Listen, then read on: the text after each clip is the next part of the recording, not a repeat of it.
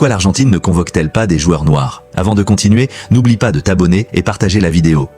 Ce pays a la réputation d'être l'un des plus racistes au monde, et si tu observes bien la composition de son équipe nationale, tu remarqueras qu'il n'y a pratiquement aucun joueur noir. Mais l'explication est bien plus profonde et choquante que ce que l'on imagine. Contrairement au Brésil, où les stars noires dominent le football comme Pelé, Ronaldinho, Vinicius, mais l'Argentine, elle, a toujours mis en avant ses icônes blanches comme Messi, Maradona, Batistuta, Di Maria. Mais peux-tu citer un seul joueur noir argentin ayant marqué l'histoire? C'est presque impossible, pas parce qu'ils n'ont jamais existé, mais parce qu'ils ont été marginalisés, rendus invisibles. Pourtant, il fut une époque où près de 40% de la population argentine était noire. Alors, que s'est-il passé? Au 19e siècle, les Afro-Argentins ont été envoyés en première ligne lors des guerres, notamment pendant la guerre de la Triple Alliance contre le Paraguay. Ces batailles étaient extrêmement meurtrières et beaucoup n'en sont jamais revenus. Ensuite, en 1871, une terrible épidémie de fièvre jaune a frappé Buenos Aires. Les quartiers afro-argentins densément peuplés et pauvres ont été les plus touchés. La maladie a décimé une grande partie de la communauté. Le gouvernement argentin du 19e et du début du 20e siècle